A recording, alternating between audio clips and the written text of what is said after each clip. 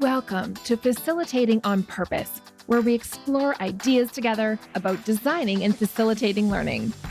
Join me to get inspired on your journey to becoming and being a great facilitator wherever you work. I'm your host, Beth Cougler Blom. Hi, welcome to the podcast. Thanks for joining me. This is Beth, your host, and this is another episode of Facilitating on Purpose. I'm pleased to have two guests join me for this episode. I've got Jacob McMurray and Jessica Lane from the Museum of Pop Culture in Seattle, Washington. That's on the west coast of the United States, if you're not sure about where that is in the world. Seattle is actually not too far away from where I live on the west coast of Canada. And so earlier this year, I was there. I went to the museum with my family. You're going to hear me talk about that to Jessica and Jacob in the episode. But when I was there with my family, I thought it was such a great place to be. And I got so excited about how they were, quote unquote, doing learning in that environment that I knew I had to have them on the podcast. Jacob is the Chief Collections and Exhibitions Officer at MoPOP, and Jessica is the Director of Education and Programs. So in our conversation, it's really interesting to hear from both of their perspectives, either coordinating exhibits or coordinating the outreach and education programs. So without further ado, here is Jacob McMurray and Jessica Lane from the Museum of Pop Culture. Enjoy the show. Jessica, Jacob, welcome to the show. I'm so pleased to have you with me today. Thanks for having us. Yeah, thanks.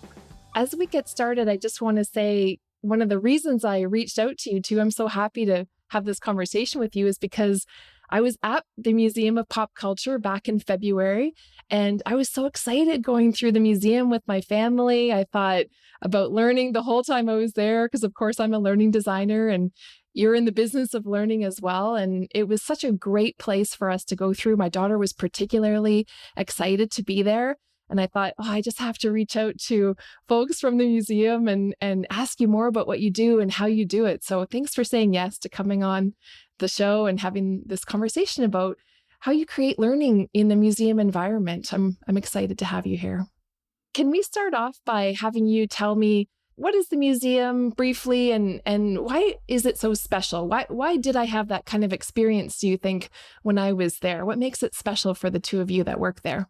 Yeah, well, the Museum of Pop Culture is a museum that is dedicated to exploring different aspects of pop culture, also not through a solely American lens, really trying to venture into more of a global dialogue that, pop culture doesn't happen in isolation, that it is a constant dialogue that is happening with different cultures, with different people, with different cultural vectors that are happening. So we started out as the seed really goes back to the early 90s. Paul Allen, who is the co-founder of Microsoft, was very much a Jimi Hendrix fan. And the first time he heard Are You Experienced when he was a young adult, and that led him on a lifelong appreciation for Jimi Hendrix and the guitar. And he started collecting memorabilia related to Hendrix starting in the early 90s. That sort of developed into an idea around a Jimi Hendrix museum, which evolved into what we opened as in the year 2000, the Experience Music Project. So exploring all different aspects of popular music, mostly rooted around rock and roll. I think from there, in 2004, we added on a science fiction museum in our music museum just to surprise everyone. And then really from there, continued to expand out into these, areas of nerdy, passionate pop culture. Why is it so special? And maybe you can explain for people who might be in other parts of the world too, what do we even mean when we say pop culture? Is there an easy way to describe that? For me, what's exciting about the museum is that most museums, people don't necessarily have an intimate connection with the content. They're either looking at it through a temporal remove, looking at something that's 200 years old, or it's something in which, they just don't have any, deep connection to potentially. I think with what we do at the Museum of Pop Culture, it really is just reflecting what's already important to the audience. So it's, pop culture to me is all of the stuff that surrounds us daily, everything that we're kind of ingesting, whether it's TV or film or radio or just, walking down the street, art forms, interactions, cultural, sort of things that are happening around us, all the stuff that makes us us. And I think that's where we try to reflect that back to the audience. What about you, Jessica? You obviously chose to work at the museum. What makes it special for you and for the people that come there? Yeah, I always say one of the things I love about my job beyond just the people and the connections is that I get paid to be a nerd. That was something I used to do in my off hours on my own, and now it's part of how we talk about education and programming. And I always come back to, we had a really great comment from a member of our teacher advisory board who was helping us apply for a grant, and he was describing, kind of trying to describe what pop culture means to him and his experience with it. And one of the questions we always ask in our teacher advisory board is, what pop culture are you watching now? What are you reading or listening to that you're really excited about? And he put that in the grant letter, and he said, that really sparkly feeling you get talking about that, like how excited you are to tell other people about it. That's why pop culture is important, and that's why the museum really matters, is finding those things that just, as Jacob was saying, really make us us, and that make us really excited to form connections with each other. So, how do you really listen to what's going on out there in the world with the people that might come there or engage with it online? I know you have online exhibits as well, so it's not just people that walk in the door, I think, right? I mean, in the learning design world, we might call it needs analysis or needs assessment. How do you do those kinds of things to figure out what it is that you need to reflect back to people, the things they're interested in? Yeah, I mean, I think there's a number of ways that we do that. I mean, some more passive and some more active. I mean, we do exit interviews, exit surveys for visitors that come to the museum, and so we get sort of a weekly report of what people liked, what they didn't like, what they felt like could be improved. And believe me, the responses vary incredibly wildly across the board. We also do formative surveys. If there's an exhibition idea that we're potentially interested in working on, we'll do a formative survey with staff, but also with visitors to gauge, potential interests and what direction we might want to take exhibitions. All sorts of anecdotal sort of comments and evidence as well. We listen a lot to our frontline staff, our visitor service staff, because I mean they're the ones that are day to day sort of connecting directly with the with the public. And, I think it's similarly with, your program staff and education staff. There's a lot of communication that way, but I'm sure you have other examples too.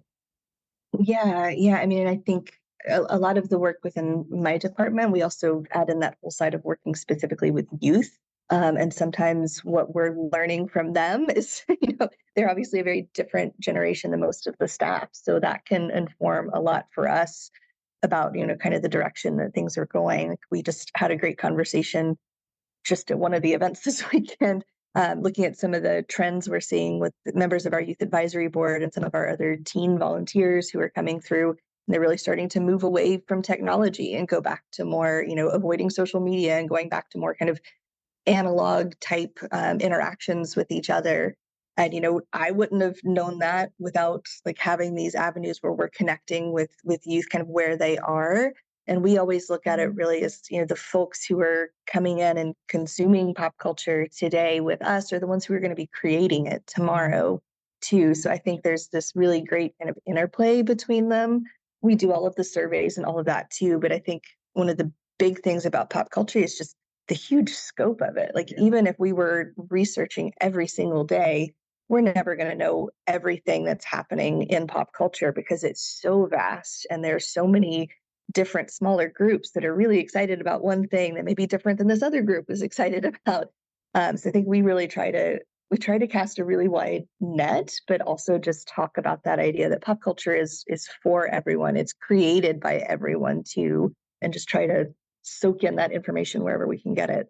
To add on to that too, every single person on our staff is an expert in some aspect of pop culture, and we really take that to heart. And I mean, as 52-year-old white guy, it's like I'm only going to have a certain view of things, and and I feel like we try to be really open to what is percolating up to different members of our staff, what is important to them, because not everybody is going to have a whole purview into the whole world of pop culture. And I think also that kind of goes into exhibition and program selection too, of like, we acknowledge that we have a finite space and we have, a finite number of staff and bandwidth, and trying to pick and choose is, what to represent is, is a whole different aspect of this as well, because we're never going to be able to cover everything. Yeah. And I noticed on your website, you have a diversity, equity, inclusion, and accessibility statement. And that's not just the people that walk in the door or engage with your education programs. It's the content that you put in the museum, isn't it? That must be extremely challenging to figure out how you're not only attracting and welcoming everyone, but showcasing pop culture from everyone as well. And I mean, you're located in Seattle, Washington, but you're looking at the entirety of American culture and a little bit beyond, or does it really stay within your borders of the US? Yeah, I mean, we're trying to really forefront that global sort of dialogue aspect of pop culture for sure. I mean, Massive, the Power of Pop Culture definitely does that. Some of the exhibitions that we have coming up, are really kind of focusing on that as well, especially with the advent of the internet and social media.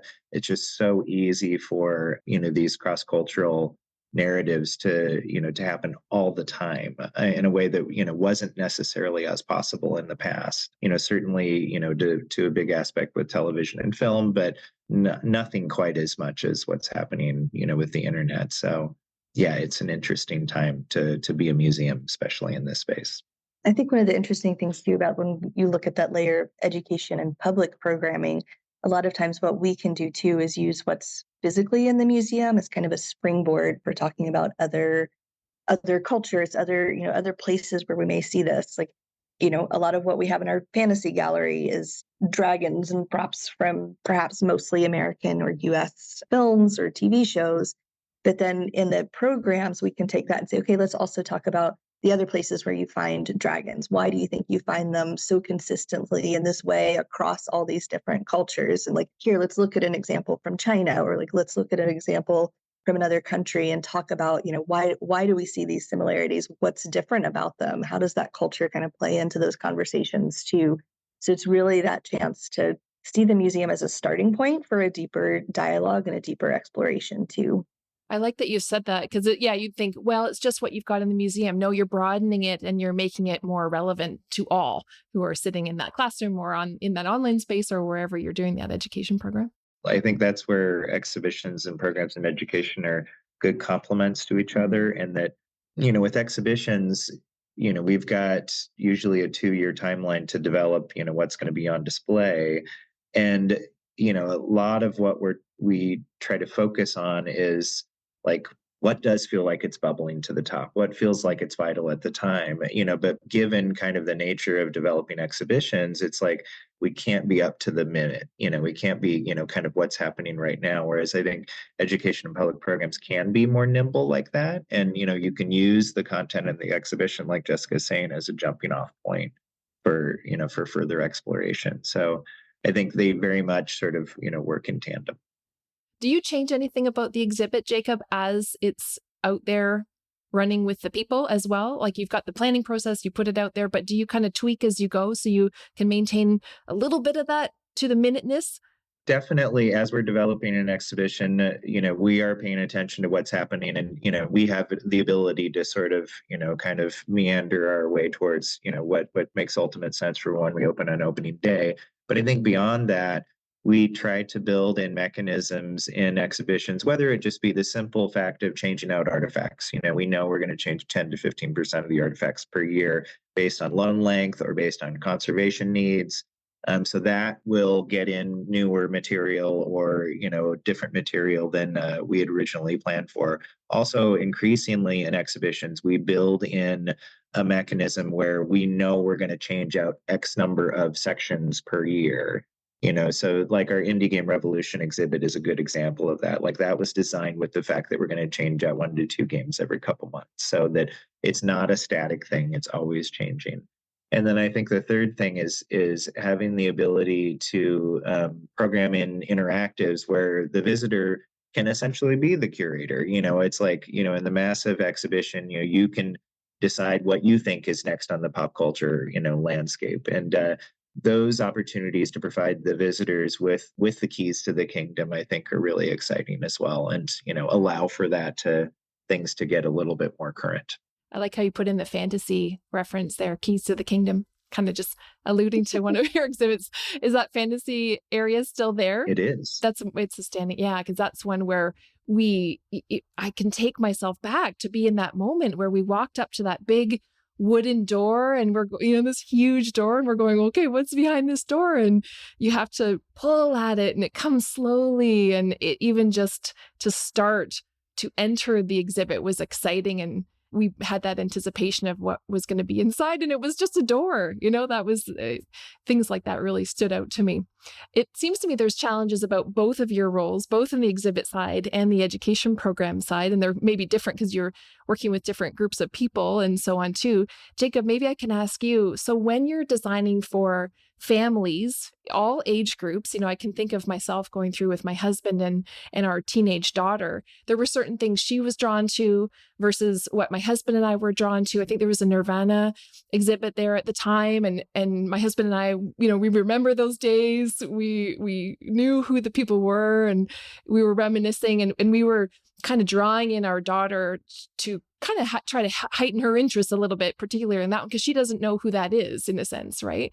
How do you design for all age groups? I mean, there's people a lot older than me that would be in there too, a lot younger. How do you cater to all age groups, basically, that are going to be walking through that space? Yeah, and that's a great question. And I first off would say that I don't think that all exhibits are for everybody. I think that is one thing that, I feel like often gets misinterpreted about the idea of a pop culture museum, that everything should be for everybody. And I do want to provide hooks for as many different, populations of people and age groups as possible. But I think, there are some topics that, we're going to cover that will definitely be like more adult in nature, potentially, so, and I don't want to be able to have to dilute that, and and not to say that it making it for for kids as well as diluting it, but it's like a good example is like, say, the Indie Game Revolution exhibit, where video games have this aura to them that and this reputation of just being frivolous, things that are just for kids, and there are a lot of visitors that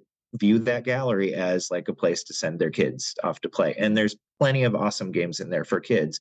But there often are games in there that are definitely not for kids, and and the framing in the exhibition is one that is exploring video games as a valid form of art that can sort of reflect any type of any aspect of the human condition. And so I want to be able to kind of maintain that, where there might be some things that maybe aren't appropriate for certain age groups. But that being said, one thing that we do really well is that one, pop culture, it's, again, it doesn't happen in isolation. Everything is sort of interconnected, and it's all about creativity too. So to me, it's like, if we can sort of boil down an exhibition not into the celebration of celebrity or it's something like that, but into that idea of like, how do we inspire people, whether they're adults or kids or whatever. And your example of the Nirvana exhibition, when we first opened that exhibition, we had another room that was part of that exhibition, and we had this interactive called the Nirvana Confessional, or at least that's what we called it internally. And basically, it would sort of ask you questions like, "What's your favorite Nirvana song?" Like, when's the first time you saw them? Or just to kind of seed some get some responses from folks. And then people could just really, give whatever response that they wanted. And then whatever response that they had filmed, that would be projected on a wall and be interleaved with other Nirvana live footage. So kind of reinforcing that connection between the fans and the band. And what was interesting is, like, amidst all of the, middle school boys mooning the camera and like people doing stupid shit, there was, really two camps. It was like folks that saw Nirvana, and that was really impactful for them. So people probably at the time, because we opened in 2011, it was like 35 and up, and then kids that were in middle school that never would have saw Nirvana, but we're still connecting to the band and Kurt Cobain and the enigmatic lyrics and the songwriting, etc. And to me, it was like really fascinating to see those two poles where, it's very different audiences that are coming from very different directions, but both being, kind of connecting to that power of, creativity, of inspiration, that idea like maybe I could do something too. Thanks for that. And so I want to ask you, Jessica, about inspiration on your side of things with the education programs. You're intentionally designing something, aren't you? Some sort of experience, either that people are facilitating, I think, with the groups, it's someone working with teacher and groups, correct me if I'm wrong. But you also have kits that people can take and take off site and do things with, right? Like, how do you design for both of those types of things? What are you doing intentionally around that? Yeah, so within the department, we have a couple of different avenues. I kind of always refer to it as like spokes on a wheel, that we're all working towards the same thing, just kind of taking a slightly different path to get there. So we, of course, have all of our public programming where we're doing, whether that's a daytime activation at the museum or we're exploring something related to an exhibit, or like our Bash of the Undead Horror Bash that we have coming up, and, those paths. Then we also have our education side, and that is both in museum, outreach into classrooms, and then teacher programming as well. So in the museum, we have field trips. Groups can come in as a self-guided experience, and we have some resources for them that can help help them explore either maybe it's a music class. And we want to make sure they know the film content that's playing on one of the screens in the museum, so they know to engage with that. Or it's a fashion, a group studying fashion, and we want to make sure we direct them to a gallery that's got a lot of really cool costumes in it.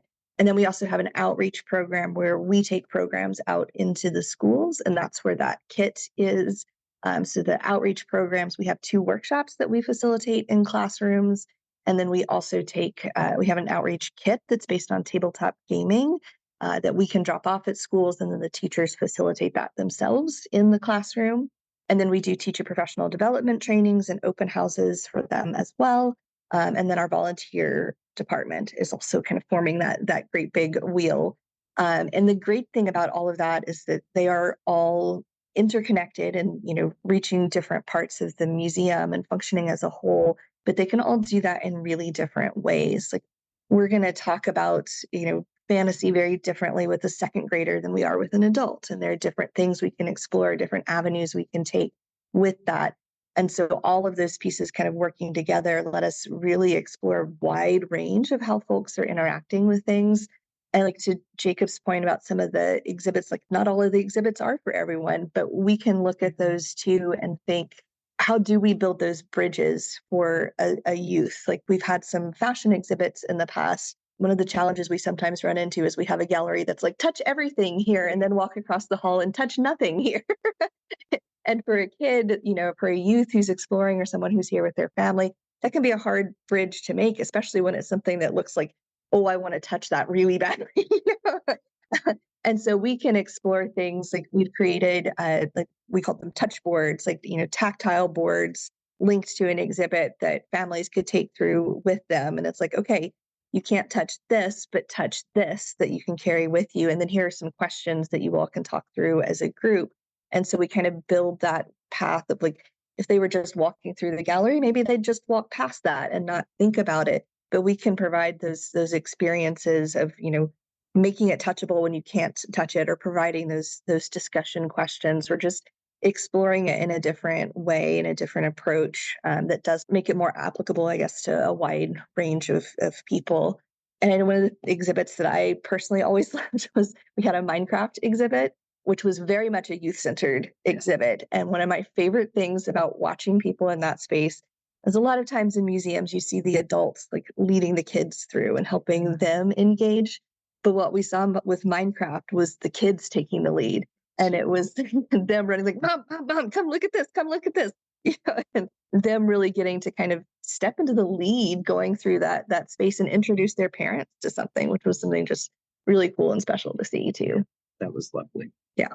That sounds amazing. And I can, as you say it, I can picture it. And I know I've been that parent, being dragged to something to come and take a look at it. And sometimes the kids know more about what we do. Actually, I played Minecraft for a long time with my daughter. So I would have known, but a lot of parents might not know. And they might be grandparents who really might not know, or I guess I'll sort of stereotyping there. But yeah, I love that the kid can be the one that draws people in. It makes me want to ask you both, how do you sneak into the exhibits and kind of watch that happening? You've got your eyes on to observe and see what's going on and watch these kind of things. Do you do that formally at the museum, where you almost secret shop the museum and figure out what's happening? How do you figure out what is happening when the exhibit's out there, and as education programs are going through, or what are you noticing and how do you do that?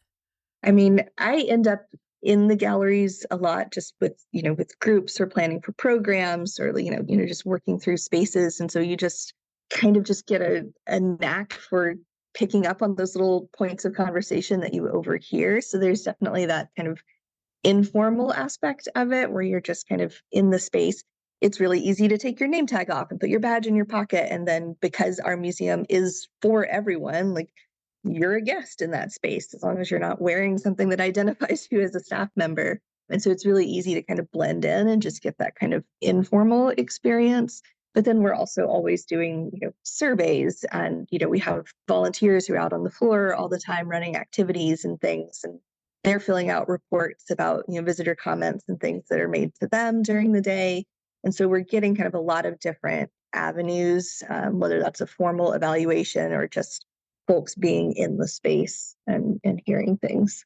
And we can do a type of survey where, we do have a person observing how long people are, staying at certain parts of the exhibition. We don't do that super often because it is pretty time intensive, but I think that is pretty illuminating.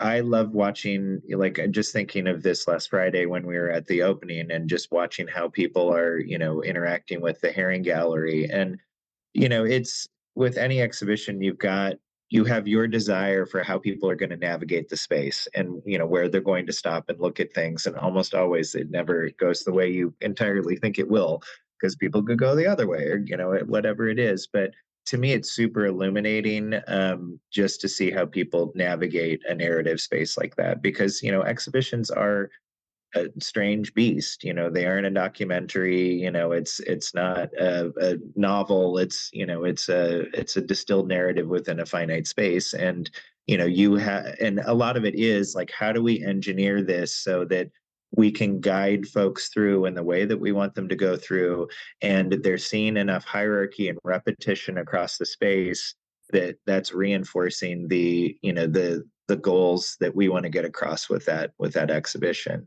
And and it's like, kind of, there's a little bit of science, and there's a lot of art in that, and it's a fun process for sure. Exhibition design is its own field, right? I mean, you go to school for that, you learn about how to do that intentionally. What are some of the things that, are tenets in the field that you absolutely need to think about? It makes me think about kind of cognitive versus affective, psychomotor. I don't know, even spiritual comes from our Indigenous colleagues, right? Do you kind of run the gamut of learning in terms of those domains? And are there some big ones there that you're really trying to meet? Yeah, like I was mentioning, I think hierarchy and repetition are big things. It's to me, when people navigate through an exhibition, I don't want them to ever be like truly I want there to be surprise and awe, but I don't want people to be like, why is this here? There should be, even at an unconscious level, of like, okay, this makes sense as we're going through. And so I think it's really thinking about, people are learning in different ways. So some people are going to read our beautiful text. Most people are going to completely ignore it.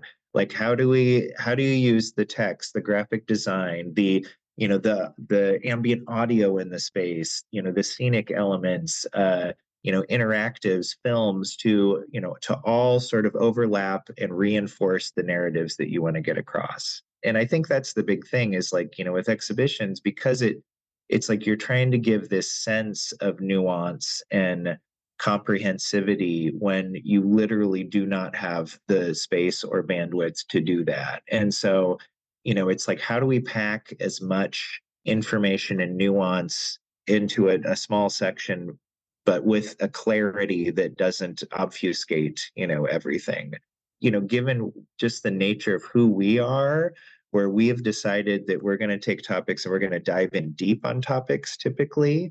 And we're also not going to have a house style. We're going to, like, every exhibit is going to be its own look and feel, its own immersive space. That's pretty different than a lot of museums. So I think the exhibition design parameters are kind of more complex in what we do. And I think this goes along with how we've dealt with exhibition design, and that we don't currently have an in-house designer. That's been a conscious choice in the past, just because there's so many different kind of ways that an exhibition could look. It's kind of nice to bring in people with different ideas into that. But what we have found is that very seldomly are we hiring folks that have worked in exhibition design in museums, typically, because it's more like, scenic designers for theater, or, people that, really, look at 3D space. It's an interesting process for sure. But I do think that it's like, with exhibitions just in general, you have your idea in your head, but that idea is so coupled with the physical space that you kind of have to work on both sides toward the center, and, continually course correct until you find, a narrative that works with the artifacts that you have, with the experiences that you're able to plan, with the space that it's in. That sounds amazing. I mean, you're not recreating the wheel, just saying, okay, this is our style. You said house style. You're not doing that. You're not saying, okay, these are the top 3 things that we do in every exhibit. Like, I love that you're just going right back to square one and going, what does this particular exhibit need and want for the folks we want to attract, and really creating it from the ground up. So exciting. I love that. It makes me think to ask you about neurodiversity. I don't know, Jessica, if you want to weigh in on this. I mean, the museum can be full of sights, full of sounds. There's a lot going on there. Do you have a goal around inclusivity? What do you do for our neurodiverse friends and colleagues, and give them experiences that work for them too, either inside your physical space of the museum, or when you go out to do those outreach events as well? Yeah, we certainly, in all of our educational programs, we approach all of that with universal design. We've actually worked with some local organizations to address specifically accessibility within our programs. We kind of have a style guide, as it were, to writing those programs to ensure that we're applying those universal design practices to everything, because we all know that providing accessibility does not just help the folks who need accessibility, but also helps connect with everyone. And beyond those steps, we also have a number of accessibility elements that are live continuously in the museum. We do offer about 4 or 5 times a year, we offer a sensory-friendly program. And that's a specific day that's free with an RSVP to anyone of any age who appreciates a lower sensory experience in the museum. Those are often before the museum opens to the public, when there's a smaller RSVP list. So we're really reducing the number of people and kind of reducing that stimulation. There are lowered light and sound levels throughout the museum. We provide social story cards to let everybody know kind of what to expect as they're coming in. And then we have sensory maps and cards for all of the exhibitions as well, that can kind of help a family, or an individual navigate, like, these are areas that are very high sensory areas, and then these are areas if I need to take a break. So anytime we're doing a public program or anything, we're also usually thinking about a low sensory space there. If anybody needs to take a break, that might just be a gallery that has a lower light sound level that folks can retreat into, or a lot of times we'll use our theater space as a low sensory area where folks can come if they need to. We have a lot of sensory tools, noise canceling headphones and stem kits, and sensory sunflower lanyards that folks can pick up from the ticketing desk at any time. So we really have a lot of elements, both specific programs, and then those elements that we're folding into the way we approach education and public programs, and then just those physical things and supports we're providing as well. We have a standard that any videos that we're showing in the museum or films are all captioned. We do a lot of ASL interpretation for things like panels, and always trying to make sure we're providing plenty of avenues for folks, so nobody has to ask for that. That's one of our big goals as well, is that it's just these are things we're, as a standard, going to provide to all guests, have that available to anyone however they need it. They don't have to call us and ask for a specific accommodation or anything. Yeah, that's what universal design is, isn't it? That you want that to happen. They can just, use and engage with the museum the way that works for them. Can you tell me more about a social story card? I'm trying to think of if I know what that means. Can you explain more about that? Yeah. So that's basically something that our team puts together, that really just explains to guests as they're coming in exactly what to expect for the day. So it's kind of, as you enter, this is what the door looks like. Here's where you're going to come in. Here's where you're going to check in. Here's what that looks like. It's a lot of sort of a visual and descriptive sort of narrative of what your day is going to be like as part of the program. And that's something right now we just have that for our sensory friendly programs, because that has a very kind of specific way that we're bringing folks into the building. Our goal ultimately is to, have full day sensory days where it's just, this is available to anybody who's in the museum, and we'll be able to extend some of those tools to, a full day experience at the museum as well. But it's really just kind of a kit that can be used. It's just a PDF that we send out to attendees, so they really know what to expect. They can share that with the other folks in their group who are coming, just to help prepare them so nothing is overwhelming as they're coming in. And all of those materials are usually available on our website at any time, so someone can always download those too. You mentioned surprises, Jacob. I mean, you're trying not to surprise people in the ways that are hurtful or harmful or traumatic surprises, but you do want to create surprising moments, I think. There's a difference there, big time, isn't there? Yeah, no, for sure. And, we are in an age where, people want an Instagrammable moment. They want to be, they want to see something they totally, would not have expected. I do feel like that's where, we've been really intentional about staffing up in areas that a lot of museums don't have staff in. Like, we have a dedicated interactive staff, we have a dedicated video team that works on all video aspects of exhibitions. So it's like we can kind of really dig into some of these fun, creative areas, and just really kind of nerd out on stuff. And I feel like often I talk to the team a lot about, it's often a case where it's trying to rein back the team's natural desire to like go down a rabbit hole of, because it's like there's so many cool things we could do. And and it's like you end up in some ways having to do this value judgment of like, how much is the visitor really going to like see all of the little details that we're putting into this, or how much time is this going to take, compared to like when the exhibit opens, et cetera. So I mean, this is what I love about this museum, is like everybody that is here is really psyched to the possibilities are really limitless of what we could do. That's kind of atypical compared to a lot of museums where it's like, there's a formula for how you do things, and or there's more parameters around it, where it's like, as long as we can stick within budget, and the amount of time that we have, we can do a lot of really fun, amazing things. And I think one of the challenges we run into with education is when you're designing exhibits, you can design a space that someone can spend 3 hours in, or someone can walk through in 10 minutes. And when we're designing like education and public programs, we have an hour. Right. Right. And so it's like you have to have everything fit in there. And like anytime I'm writing a lesson plan or something, I always laugh that I think the first version is about a 4-hour class. And then it's like I have to figure out like how do I condense it, and like what's the most important stuff, because it's the same thing on our team. Like everybody gets so excited to talk about all of these things. And it's like, here are the 17 things we could talk about, but we only have an hour. So like, how do you condense it and figure out like what are the real important nuggets to zero in on? Yeah, and you said talk about, but I have a sense that in your workshops, Jessica, you're not just talking about stuff, to the youth or whoever is in there. You are making an interactive experience, I think, right? And that's even harder to do in an hour, because as all of us know who start to design learning, we go, oh, an hour is not very much time when you're interactive. And that's what we really want. We want participation, don't we? Are there things that you think about most often just to get the most participation you can in that short time period you've got?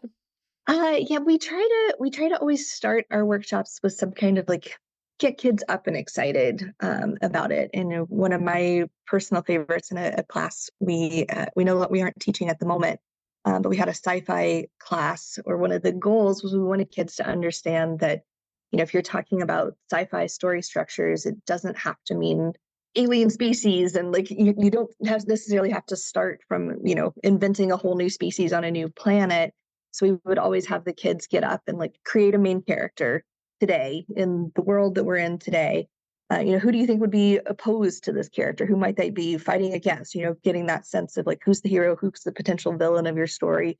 Where are they? If it's a scientist and there's other scientists working on the project and they're in a lab or something, it's like, great. Okay. Everybody can imagine that. That's a story that could happen today. You're imagining this big conflict between them.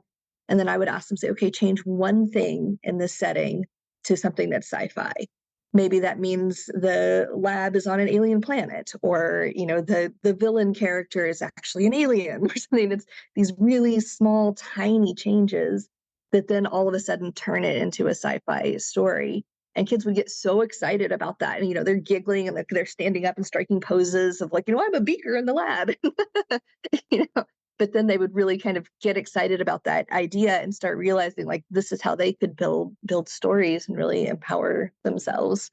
And we have another great workshop that's kind of based on Minecraft. That's like a tabletop version where kids are learning kind of how to meet basic survival needs, and then they really explore like building community together. They're like learning how to refine resources and trade with each other, and doing that all in real time with these sort of biomes on their tables. And without fail, the things that I hear about coming out of that class, they form religions sometimes. They they'll do raids on each other's tables, and it's wild to sort of see the things that people go with. And I love that class because it is so different each time and driven just by the kids who are there. Like it's never going to be the same class each time because each group is totally different. And we built that class intentionally to allow for that space. So it's not just, here's the path they have to follow. It's like, here's what you're doing at this stage, but you can do that however you want. It's going to look totally different. You're going to build a house that's totally different than what everybody else is building. You're going to choose to trade different things than any other group is going to trade. And you're going to kind of explore all of these different ways to get to the end goal of building a community. And how you do that is kind of up to you based on the choices you make yourselves and your group. And that's just a really cool thing to watch happen to you. I love that so much. And Jacob, I think exhibits are the same, where there's usually some sort of element in there that people can craft the way they want to, or do something, write a note, or I don't know, you know all the possibilities. I've just seen from the participant side of going through museums. But do you think about that intentionally as well, where people can make it their own a little bit while going through? Yeah, absolutely. I mean, I think it's really important to provide experiences where folks really can dig into the content like that. I think maybe one of the bigger differences between how we do that in exhibits versus in programs in education is that programs in education, some of that is mediated, whereas with exhibitions, is because of how the structure of our museum is set up, where we don't have attendance in the galleries to facilitate things. So it kind of has to run itself. And so there's, kind of design challenges around that of like, how is it going to run itself? And, and then content wise, like, how are you going to mediate content when there's poor behavior, which there always is. And so, some of that honestly has been a little bit easier with AI, because we can go beyond just putting in like a dictionary of bad words or something like that. It's like there are ways to kind of use some of those tools to help us out.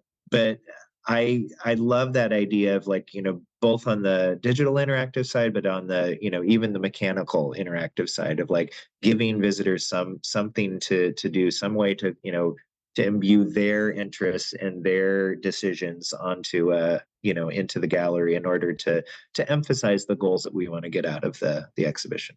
What's next for you two and for the museum in general? I mean, you mentioned, I think both of you touched on just wanting to and being able to nerd out on your jobs and the things that you do with your discussions with your teams and so on. What's coming up? What do you wish that you can do in the next year, the next 2 years? Is there something on the horizon for each of you? Next year, we're going to be launching a new program that's a series of themed dinners. So really looking at opportunities to kind of build community and connect different fandoms. So I'm not going to spoil what the themes are right now, but we'll be doing 3 of them during the year that will have, what I'm really excited about with that is food is such a world building piece of so much pop culture. It's, this real way of kind of connecting to a world. It may be a food that you've never heard of, but the way it's described, you can imagine that. And it's very much part of how so many creators establish that world. And because it's usually fictional, there's a lot of a lot of creative license there in terms of like how you can create that. So we're going to be working with our food service vendor to create some sort of customized creations of some different pop culture food, and creating just really interactive experiences, potentially with some artifact spotlights that things aren't currently on display. Away from the food. Away from the food, yes. Away from the food and the drink. But really just looking at it as a chance of like exploring food as that world building and community building part of pop culture, and really just creating a space where we can build community. It's the first time we've ever done anything like this, and we'll be launching 3 of them in the coming year. So I'm pretty exciid about that, and I hope folks enjoy it. That sounds fun. What about you, Jacob? We have 3 exciting new exhibits that are launching next year that I think will all kind of together continue the sort of narrative of who MoPOP is and how we're evolving through time. So I'm super excited about that. I can't really talk about any of them yet, but things that I'm really excited about is that, I'm working really hard on defining what we're doing up to 3 years in advance. That's not something we've ever had the luxury of having. And just being able to work that far into the future and having the staff to do that means that, we have more opportunity to apply for grants that can go towards exhibitions. We can work on things like catalogs and publications. We can really sort of, and just do a better job with the exhibitions, not feeling like we're having to sprint in between everything else. So I'm super excited about that. But yeah, I think that's a big one for me, for sure. I will also note that I'm excited that next year is MoPOP's 25th birthday, which I think is just a really great celebration of how far we've come since those early days, and all of the different versions of ourselves that MoPOP has been through over the last 25 years. So we have a lot of programs that are also celebrating their 25th. We have one program that's celebrating its 25th anniversary as well, our Sound Off Youth Music Showcase. And I think it's just going to be a really exciting year of kind of honoring the past for us, and also looking ahead to the future and being really excited about where we are at the same time too. So I think there's going to be a lot of really exciting stuff as we get into the summer months celebrating our birthday. I think you have a lot to celebrate. I maybe will try to come back to Seattle next year and check that out. I would love to return. And now that I've had this conversation with you two, I think I'm going to look at it even with more in-depth eyes than I did before. But of course, I really enjoyed my experience, and you've got a wonderful place. I've been to a lot of museums, a lot of spaces, that are doing something like that, but not like that. I mean, you've got a really unique, wonderful thing going on there. And I encourage everyone that's in your neighborhood or visiting to go check it out. I want to thank you both for spending this time with me today. And I feel like I've had a little time nerding out on Museum of Pop Culture type things too. So thanks for sharing a little bit about what you do. Absolutely. Yeah, thank you. Thank you. It was fantastic to have this conversation with Jessica and Jacob, and I thank them for coming and sharing information about both sides of the museum that they work in, both the exhibit side and the education and outreach program side. It was fascinating to hear how long it takes them to put together an exhibit. I think Jacob said it was almost 2 years that they can spend doing that, and hopeful to think that they don't leave it there. That's just a starting point, that sometimes they have things that they're swapping in and out and changing as the exhibit is out there with the public. But then it was so interesting to hear that on Jessica's side with the education and outreach programs, that they use the exhibits as a starting point, that they can jump off from that and deepen things for their learners when they come and they work with them in the group's programs. I really liked too how they talked about looking at all the different aspects of a space. They talked about text that can go into a space. They talked about graphic design. They talked about audio. And additionally, they talked about scenic elements. And it makes me think, Even though we don't work in a museum, we can also do that when we're thinking about crafting the workshop spaces that we have, whether they're in person or online, that there are all kinds of textual and graphic and visual and audio and other types of elements that we can bring into learning spaces, whether we're in just a regular course in a workshop room that a lot of us do and work in and around. So I hope this conversation inspired you and maybe will make you look differently at the next space that you go into, whether it's an art gallery, a museum, or a historical home, or anything like that, where you can look creatively and critically at the environment around you and say, okay, how are they doing learning here? And what does that mean for what I can take back to the type of learning that I design, that I facilitate? I tend to do that naturally. I'm not sure if you do. I hope you do, but maybe this episode will inspire you further in that direction. I hope you enjoyed this episode, and I want to thank Jessica and Jacob again for being with me on the show. On the next episode of the podcast, I talk with Teresa Desterbeck. Teresa and I talk about book learning communities. And if you're thinking, well, what is that? Is that just a book club that we have at work to read a learning related book together? No, it's so much more. Find out more on the next episode. Until then. Thank you for listening to Facilitating on Purpose. If you were inspired by something in this episode, please share it with a friend or a colleague to help them expand their facilitation practice too. To find the show notes, give me feedback, or submit ideas for future episodes, visit facilitatingonpurpose.com. Special thanks to Mary Chan at Organized Sound Productions for producing this episode. Happy facilitating!